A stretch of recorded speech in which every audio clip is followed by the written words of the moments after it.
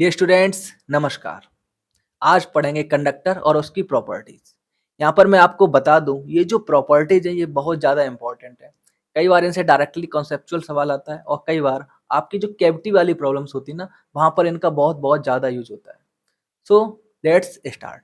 सबसे पहली बात, कंडक्टर क्या है? कंडक्टर ऐसा मटेरियल है जिसमें से चार्ज बहुत ही आसानी से फ्लो होता है। अब जब चार्ज फ्लो होगा तो सीधी सी बात है, कोई ना कोई चार्ज को कैरी करने वाला होगा। यानी कि यहाँ पर होते हैं आपके पास मोबाइल चार्ज कैरियर, क्योंकि मूव करना है, राइट? तो कौन कौन से मोबाइल चार्ज कैरियर होते हैं? एक तो होता है आपका इलेक्ट्रॉन, दूसरा आपका पॉजिटिव आयन, ठीक है, और तीसरा आपका नेगेटिव आयन। अच्छा, इस चैप्टर में हम लोग जो मेनली बात करेंगे वो बात करेंगे मेटल्स की, यानी कि मेटेलिक कंडक्टर्स की, राइट? अच्छा, तो यहाँ पर कौन से चार्ज कैरियर होते हैं? यहाँ पे चार्ज कैरियर होता है आपका इलेक्ट्रॉन, ठीक है। यहाँ पर पॉजिटिव आयन मूव नहीं करता है, ऐसा याद रखिएगा, ठीक है। नाउ अब इलेक्ट्रॉन में भी कौन से इलेक्ट्रॉन? Free electrons. अच्छा, ये फ्री इलेक्ट्रॉन क्या भला है? देखिए, आपने पढ़ा होगा ना एटम में बैलेंस इलेक्ट्रॉन, राइट? तो ये वही है। फ्री इलेक्ट्रॉन कुछ और नहीं, उस मटेरियल के एटम्स के बैलेंस इलेक्ट्रॉन है, यानी कि आउटर मोस्ट सेल में पाए जाते हैं, राइट? अब ये इतने ज़्यादा फ्री हैं कि ये पूरी की पूरी बॉडी के अंदर मूव कर सकते हैं, साथ ही उसके सरफेस पे जा सकते हैं। यानी कि जो फ्री इलेक्ट्रॉन्स हैं उस बल्क में, उस बॉडी में कहीं भी आ जा सकते हैं। बस याद रखना है कि उस बॉडी के बाहर नहीं जा सकते। क्लियर इतनी सी बात? अच्छा, चूंकि बहुत ज़्यादा फ्री हैं और पूरी बॉडी में घूमते रहते हैं, तो ऐसा लगता है ये किसी एक एटम के ना होके क्या है, पूरे की पूरी बॉडी के ही है, राइट? तो ऐसा बोल सकते हैं कि ये किसी एक एटम से बिलोंग नहीं करते। क्लियर इतनी सी बात? ओके, चलिए अब प्रॉपर्टीज को पढ़ते हैं। इससे पहले कि हम लोग आगे और प्रॉपर्टीज पढ़ें, आपको दो बातें याद रखनी है। पहली बात, हम लोग बात कर रहे हैं मेटल कंडक्टर की। दूसरी बात, हम लोग बात कर रहे हैं इलेक्ट्रोस्टैटिक्स, यानी कि जब चार्ज मूव नहीं होगा, रेस्ट में होगा। क्लियर इतनी सी बात? ओके, अब आगे बढ़ते हैं। तो सबसे पहली बात, किसी कंडक्टर के इनसाइड आपको इलेक्ट्रिक फील्ड मिलेगा हमेशा जीरो, ठीक है। चाहे कुछ भी हो जाए, इलेक्ट्रिक फील्ड कंडक्टर के अंदर क्या रहेगा? हमेशा जीरो। अच्छा, यानी कि E is equal to zero inside a conductor. Surface पे या उसके बाहर की बात नहीं हो रही है, ठीक है। अच्छा, तो ये जो इलेक्ट्रिक फील्ड जीरो है इनसाइड, ऐसा है क्यों? देखिए, तो मान लेते हैं अभी के लिए कि हमारे पास यहाँ पे कोई इलेक्ट्रिक फील्ड है, ठीक है। अच्छा, आपको यहाँ पर एक बात याद रखनी है, क्या? ये जो आपका कंडक्टर मेटल है, तो जिसकी वजह से इसके पास बहुत सारे फ्री इलेक्ट्रॉन्स हैं, ठीक है। दूसरी बात आपको याद रखनी है कि अगर कोई इलेक्ट्रिक फील्ड होगा, ठीक है, तो इलेक्ट्रॉन्स इस इलेक्ट्रिक फील्ड के अपोजिट डायरेक्शन में मूव करेंगे। क्लियर थी सी बात? अच्छा, अब आप ध्यान दीजिए, ये जो मेटल है ना, ये तो इलेक्ट्रिकली न्यूट्रल, राइट? तो जैसे यहाँ पर इलेक्ट्रिक फील्ड आया, यहाँ पर जो फ्री इलेक्ट्रॉन्स थे ये इसके अपोजिट डायरेक्शन में मूव करना शुरू कर देंगे, राइट? अच्छा, तो जैसे ही अपोजिट डायरेक्शन में मूव करना शुरू करेंगे, न्यूट्रलिटी की वजह से, तो एक तरफ आपको मिलने लगेगा पॉजिटिव चार्ज, दूसरी तरफ मिलने लगेगा आपको नेगेटिव चार्ज, राइट? ठीक है, तो मान लेते हैं अब ये पॉजिटिव चार्ज, एक ये है नेगेटिव चार्ज। तो आपको पता ही है कि इलेक्ट्रिक फील्ड लाइंस हमेशा चलेंगी पॉजिटिव से नेगेटिव की तरफ, राइट? जिसकी वजह से आपको यहाँ पे मिलेगा एक अपोजिट इलेक्ट्रिक फील्ड, इसको हम लोग मान लेते हैं ई डैश, राइट? अच्छा, अब देखो स्टार्टिंग में क्या होगा, ये जो ई डैश है छोटा होगा ई से, क्योंकि कुछ ही इलेक्ट्रॉन गए हैं। यहाँ पर इसका मतलब ये है कि नेट इलेक्ट्रिक फील्ड अभी कुछ ना कुछ है। तो जब तक इलेक्ट्रिक फील्ड है, तो जो दूसरे बाकी इलेक्ट्रॉन्स हैं वो भी मूव करना शुरू कर देंगे, राइट? ओके, तो मान लेते हैं यहाँ पर थोड़े से और इलेक्ट्रॉन आ गए, यहाँ पे थोड़ा सा और पॉजिटिव चार्ज हो गया। इसका मतलब है कि यहाँ पर ई डैश और ज्यादा हो गया और स्ट्रॉन्गर हो गया, राइट? अच्छा, अब क्या होगा? नेट इलेक्ट्रिक फील्ड कमजोर हो गया, तो अब थोड़े से और इलेक्ट्रॉन जा सकते हैं, राइट? ठीक है, कुछ अब और इलेक्ट्रॉन गए यहाँ से यहाँ तक, तो आपको ई डैश और ज्यादा मिला। तो धीरे धीरे ये ऐसा तब तक होता चला जाएगा जब तक कि हमारे पास जो ई डैश है इस ई के बराबर ना हो जाए, यानी कि net electric field inside the bulk of the metal क्या ना हो जाए? जीरो। तो जैसे ही इलेक्ट्रिक फील्ड जीरो होगा, क्या अब और इलेक्ट्रॉन मूव करेंगे? तो आंसर है नहीं, क्योंकि इलेक्ट्रॉन मूव कर रहे थे किसकी वजह से? इलेक्ट्रिक फील्ड की वजह से। और इलेक्ट्रिक फील्ड अब जीरो हो चुका है, तो अब वो मूव करेंगे, इनका कोई रीजन ही नहीं है, राइट? क्लियर थी सी बात? तो आपको समझ में आ गया कि किसी मेटल के बल्क में इलेक्ट्रिक फील्ड जीरो क्यों होता है। क्लियर है? आइए आगे बढ़ते हैं। दूसरी बात, यहाँ पर बोल रहा है कि at the surface of A charge conductor, यानी अगर कंडक्टर चार्ज है, ठीक है, तो उसकी जो सरफेस पर E must be normal, electric field normal होगा हमेशा एट एवरी पॉइंट, ठीक है। तो क्या समझे, तो मान लीजिए हमारे पास ये है कंडक्टर, ठीक है, इस पे एक पॉजिटिव चार्ज है ऐसे, ठीक, इसका नॉर्मल किधर होगा, इस डायरेक्शन में, ठीक है। तो बोल रहा है कि जो इसका इलेक्ट्रिक फील्ड है वो भी इसी डायरेक्शन में होगा, ठीक है। अच्छा ऐसा क्यों, ठीक है, तो हम लोग क्या करते हैं, हम लोग कंडक्टर लेते हैं, ठीक है, इस पे हमारा चार्ज है कुछ ना कुछ, और हम लोग मान लेते हैं कि जो हमारा इलेक्ट्रिक फील्ड है वो नॉर्मल की तरफ ना होगा, एक एंगल पे है नॉर्मल के साथ, ठीक है। ये हो गया हमारा नॉर्मल, इसके साथ इसने एंगल बनाया इलेक्ट्रिक फील्ड ने ये, ठीक है। तो अब यहाँ पे आप ध्यान से देखिए तो आपको क्या देखेगा, इस इलेक्ट्रिक फील्ड के दो कंपोनेंट में आप इसे ब्रेक कर सकते हो, एक अलोंग द नॉर्मल, ठीक है, और एक अलोंग द सरफेस। बात क्लियर है। अब आप ध्यान दें तो यहाँ पर ये जो सरफेस के अलोंग कंपोनेंट है, राइट, इसकी वजह से क्या होगा, सरफेस पे कुछ जो इलेक्ट्रॉन्स होंगे ना इसके अपोजिट मूव करना शुरू कर देंगे, राइट, ओके।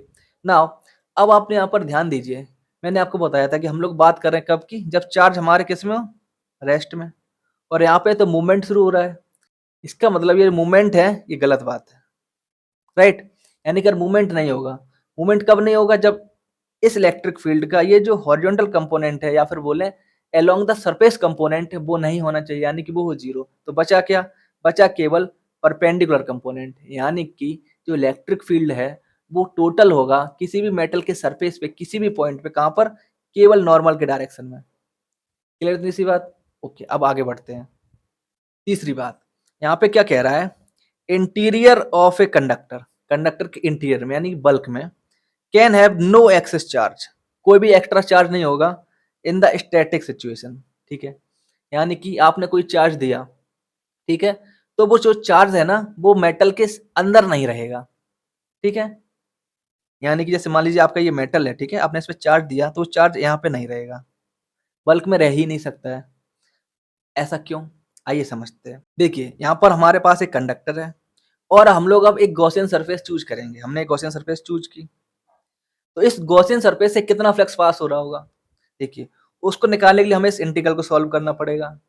अच्छा हम लोग ये जानते हैं कि यहाँ पर E is equal to a zero, अंदर क्या होता है ए जीरो, तो ए इंटू समथिंग और उसका इंटीग्रल क्या हो जाएगा जीरो, यानी कि हमारे पास जो नेट फ्लक्स आया ये आ गया आपके पास जीरो, जिसकी वैल्यू बराबर होगी Q inside upon epsilon not की। अब एप्सिलॉन नॉट तो है कांस्टेंट, इसका मतलब क्या हो गया, क्यू इनसाइड है जीरो, किसका, इस मेटल में इस गॉसियन सरफेस के अंदर। अब आपको दो बातें याद रखनी है, ये जो गॉसियन सरफेस हमने चूज किया ना ये तो आर्बिट्रेरी है, हम कोई और भी गॉसियन सरफेस चूज कर सकते हैं, मान लीजिए यहाँ पे किया, यहाँ पे किया, कहीं और जगह किया, इसका मतलब हर एक गॉसियन सरफेस के अंदर क्या है, चार्ज है ही नहीं, चार्ज जीरो है, एक बात। दूसरी बात क्या है कि ये जो गॉसियन सरफेस है ना हम इसको कितना भी छोटा बना सकते हैं, यानी कि इतना छोटा कर दिया, देखो बिल्कुल छोटा छोटा कर दिया, बिल्कुल छोटा कर दिया, कहीं भी बना दिया बहुत छोटा कर दिया, यानी अगर हम इसको बहुत छोटा कर दें तो उस जगह उस पॉइंट पर भी इलेक्ट्रिक फील्ड है ही नहीं, साथ ही कोई भी चार्ज नहीं है, राइट। यानी कि हमें पता चला कि इस गॉसियन सरफेस के अंदर कोई भी चार्ज नहीं है, क्योंकि हम इस गॉसियन सरफेस को बिल्कुल छोटा बना सकते हैं, तो हम ये बोल सकते हैं कि हर एक पॉइंट पर जो भी गॉसियन सरफेस है उसके अंदर कोई चार्ज नहीं है, जिसका सीधा सा मतलब है कि हर एक पॉइंट पर मेटल के अंदर चार्ज है ही नहीं। क्लियर थी सी बात, I hope you understand it, right, okay. अब समझते हैं फोर्थ प्रॉपर्टी, यहाँ पे क्या कह रहा है, देखिए electrostatic potential is constant through out the volume of the conductor, यानी कि जो पोटेंशियल है ना पूरे के पूरे वॉल्यूम में सेम है, ठीक है, और कितनी है, has the same value as on the surface, और उसकी वैल्यू उतनी है जितनी सरफेस पे, यानी कि ये जो आपका कंडक्टर है यहाँ पर इसकी सरफेस पे जो पोटेंशियल होगा भाई इसके अंदर होगा। अच्छा ऐसा कैसे, आइए समझते हैं। देखिए आपको पता होगा पोटेंशियल डिफरेंस क्या होता है, delta V is equal to minus of E dot D R, right, point A से पॉइंट बी, इतनी सी बात क्लियर है। तो हम सबसे पहले क्या करते हैं, इंटरनली दो पॉइंट चूज करते हैं, कोई भी आप दो पॉइंट ले लीजिए, मान लीजिए एक ए पॉइंट है, ठीक है, ये हो गया आपका एक बी पॉइंट, ठीक। अब इन दोनों पॉइंट के लिए हमें निकालना है पोटेंशियल डिफरेंस, तो हम लोग क्या लिखेंगे, हम लोग लिखेंगे delta V is equal to E dot D R का इंटीग्रेशन ए से लेके बी तक, राइट। अब आप यहाँ पे ध्यान दीजिए इस ई की वैल्यू अंदर तो जीरो है, राइट, यानी कि ये क्या हो गया आपका 0। इसका मतलब potential at A is equal to potential at B. अब ये जो ए और बी पॉइंट है, ये तो कोई भी 2 पॉइंट हो सकते हैं अंदर, राइट? यानी कि अंदर किसी भी 2 पॉइंट पर या फिर अंदर किसी भी पॉइंट पर पोटेंशियल क्या है हो जाएगा आपका कांस्टेंट, सेम पोटेंशियल। नाउ अच्छा, तो ये तो था कि किसी भी मेटल के इंटरनली किसी भी पॉइंट पर सेम पोटेंशियल है, राइट? अच्छा, अब इसका सरफेस के साथ क्या रिलेशन है, आइए समझते हैं। देखिए, तो पोटेंशियल मान लेते हैं किसी पॉइंट आर पर क्या होगा, सीधी सी बात है, पोटेंशियल किसी आर पर होगा आपका यदि आप एक यूनिट चार्ज इनफाइनाइट से लेके आए उस पॉइंट आर तक, राइट? अच्छा, अब हम लोग इस ई को 2 पार्ट में ब्रेक करके लिख सकते हैं, ठीक है? देखिए कैसे, एक तो आपने इस इंटीग्रल को लिखा इनफाइनाइट से सरफेस तक, ठीक है? दूसरी बात आपने लिखा इसको सरफेस से उस पॉइंट आर तक। क्लियर थी सी बात? नाउ यदि हम लोग यहाँ पर इस इंटीग्रल को कैलकुलेट करें तो आपको यहाँ पे साफ-साफ दिखेगा, एक तो पार्ट ये है, दूसरा पार्ट ये है। तो जो इंटरनल पार्ट है वहाँ पर ई की वैल्यू है 0, राइट? इसका मतलब ये आपका इंटीग्रल हो जाएगा 0। तो अब आपके पास क्या बचेगा? आपके पास बचेंगे केवल एक ही पार्ट। इसका मतलब क्या है ये? इसका मतलब है पोटेंशियल एट द सरफेस और यहाँ पर आपके पास है potential at A point R internally, right? यही तो कह रहा है कि जो इंटरनल पोटेंशियल है वो वही होगा जो सरफेस से पोटेंशियल है और सारे पॉइंट का पोटेंशियल सेम होगा, राइट? यदि हम इन दोनों बातों को मिला दें तो आपका ये वाला पॉइंट प्रूव हो रहा है, राइट? अब चलते हैं नेक्स्ट प्रॉपर्टी की तरफ। नाउ यहाँ पे क्या कह रहा है, electric field at the surface of A charge conductor. अगर हमारा कंडक्टर चार्ज है तो इलेक्ट्रिक फील्ड क्या है, E is equal to sigma upon epsilon naught और एन कैप। एन कैप मतलब नॉर्मल के डायरेक्शन में। ये तो हम लोग पहले ही जान चुके हैं, राइट? कि E की वैल्यू किधर होती है, नॉर्मल टू द सरफेस, ठीक है? अब बात करते हैं इस वैल्यू की, ये कैसे आई। इसके लिए हम इस सरफेस का छोटा सा एलिमेंट लेते हैं, ठीक है, और इसको जूम करते हैं तो हमें यहाँ पे क्या दिखेगा, हमें यहाँ पे दिखेगा एक प्लेन, राइट? ओके, ये हमें दिख गया एक प्लेन, ठीक है? अब आप ध्यान दीजिए, ठीक, हम यहाँ पर एक गॉसियन सरफेस बना सकते हैं। तो हमने एक छोटा सा सिलेंड्रिकल टाइप में बनाया गॉसियन सरफेस, ठीक है, ऐसे मान लीजिए, राइट? इसके बाहर यहाँ पर ई है और इसके अंदर यहाँ पर ई की वैल्यू है 0। अब हमें यहाँ से निकालना हो टोटल फ्लक्स, तो कैसे निकालेंगे? हमें पता है, देखो ई का डायरेक्शन हम लोग ऑलरेडी जानते हैं किधर है, इस डायरेक्शन में, normal to the surface, right? तो यहाँ पे अगर हम लोग फ्लक्स निकालें तो क्या होगा, तो फ्लक्स की वैल्यू आपको मिलेगी, देखो ई इंटू ये वाला एरिया, राइट? ए इंटू ए, टोटल वैल्यू बराबर हो जाएगी Q inside upon epsilon not.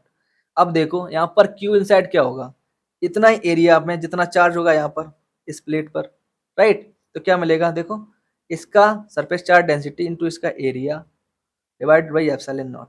अब ए से ए कैंसिल तो आपको क्या मिला, E is equal to sigma upon epsilon naught, right? Direction आपको पहले से ही पता है।